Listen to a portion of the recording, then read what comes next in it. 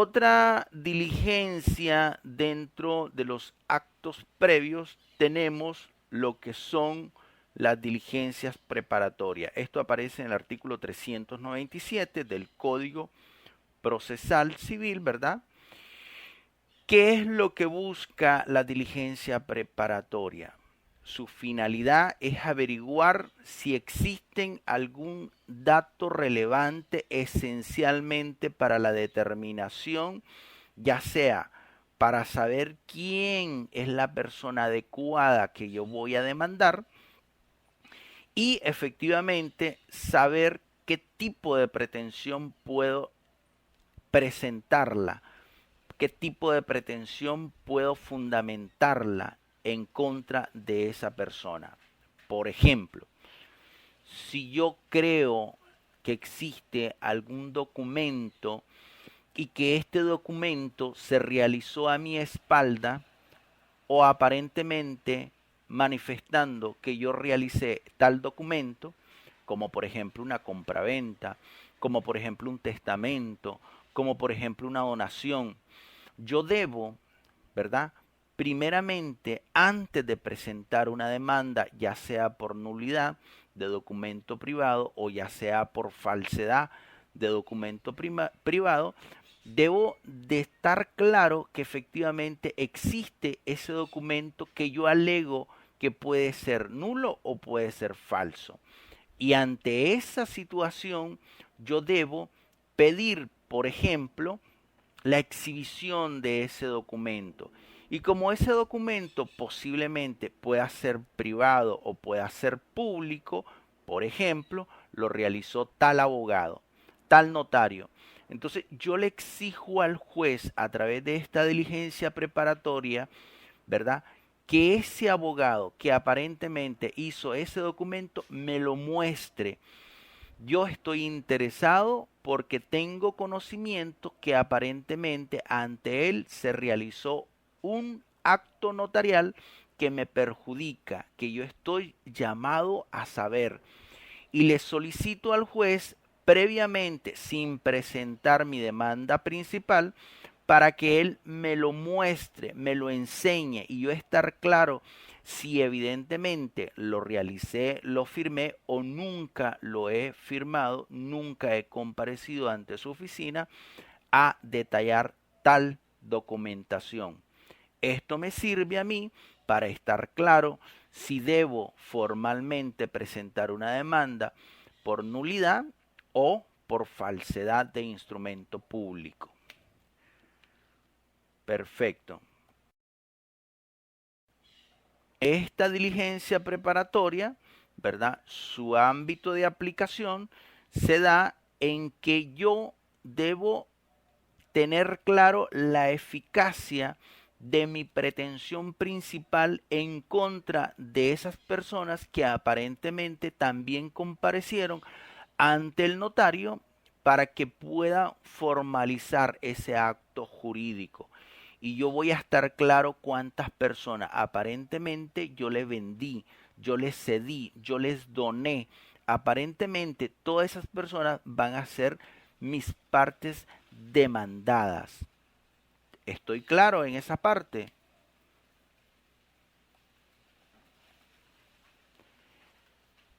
El procedimiento lo siento.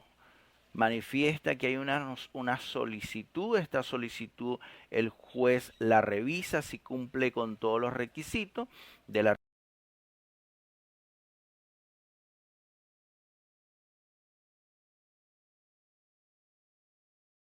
artículo, da la intervención a ambas partes en la audiencia, efectivamente los escucha, ¿verdad? Tanto a la parte solicitante como a la parte solicitada, ¿verdad?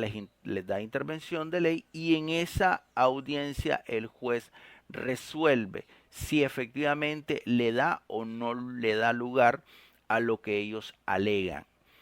Si el juez admite la práctica de la diligencia, como por ejemplo la exhibición de documento, el juez ordena, ¿verdad?, que debe de ser presentada dentro de los 5 días posterior a esa audiencia. Es decir, si el juez considera que efectivamente yo, solicitante, existe dentro de ese documento, protocolo, de ese notario, donde aparentemente yo otorgué una escritura, por ejemplo, de compraventa a ciertos comparecientes, ¿verdad?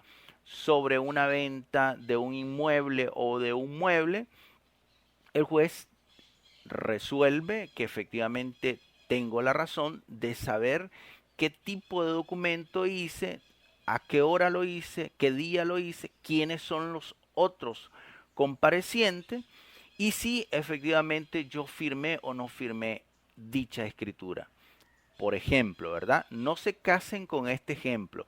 La diligencia preparatoria existen miles de ejemplos, como por ejemplo el contrato privado, por ejemplo un adendum, como por ejemplo una diligencia propia que aparentemente yo realicé de manera personal, pero que creo yo no haberla realizado. Creo yo o no estoy claro si efectivamente fue eso lo que yo realicé en su momento. O puede ser de que se me haya olvidado, puede ser de que específicamente qué fue lo que firmé y entonces ahí es donde yo solicito al juez previamente, antes de presentar una demanda principal, realizar este acto. ¿Qué pasaría si la persona no cumple con la obligación que tiene el juez de mandarlo a presentar? Es decir, en la audiencia el juez resuelve que debe el notario presentar tal escritura. Y el notario, una vez que ha finalizado la audiencia, no lo hace dentro del tiempo estipulado por el juez. Puede perfectamente la parte solicitante pedirle al juez el secuestro de esos documentos, el secuestro de esos bienes aparentemente que yo estoy reclamando y que aparentemente ahí aparecen, ¿verdad? Relacionado en esa forma como lo he explicado dentro de los actos previos. Y así es que se agota la diligencia preparatoria. Ahora bien, eh, el último punto dentro de los actos previos tenemos el agotamiento de trámites administrativos, como por ejemplo, antes de presentar una demanda principal, yo debo de agotar, ¿verdad? Algún tipo de reclamación administrativa previa. Esto se los explico, por ejemplo, cuando yo estoy solicitando ante alguna institución pública y debo de agotar primeramente el procedimiento interno. El mejor ejemplo que les puedo dar es las resoluciones de la Procuraduría de los Derechos Humanos.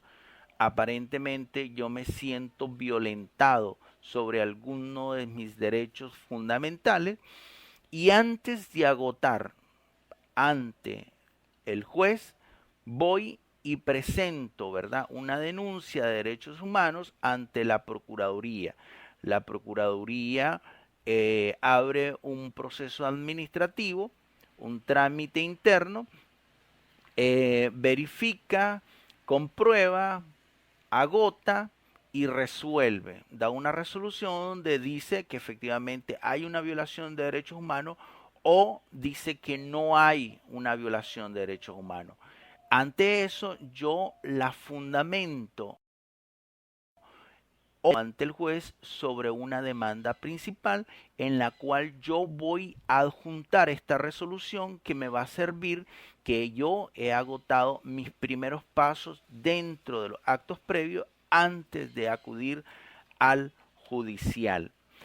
Otro ejemplo que le doy del agotamiento de trámites administrativos son las resoluciones administrativas municipales.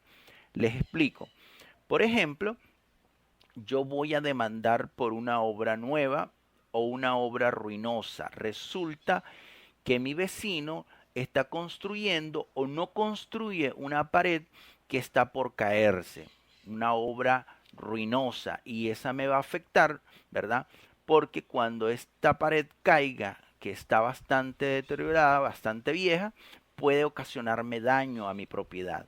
Entonces yo voy ante la alcaldía, voy ante urbanismo y solicito internamente que me dé la razón la municipalidad y que el vecino sea llamado para que bote la pared.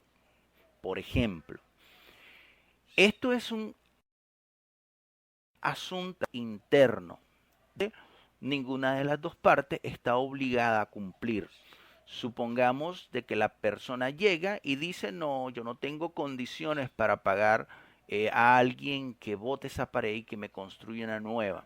Por lo tanto, esta persona tiene que esperar. Puedo hacerlo dentro de un año y yo en mis condiciones digo, no, yo no voy a esperar un año, yo quiero que me la bote ya. Y ante ese acuerdo, la alcaldía emite una constancia.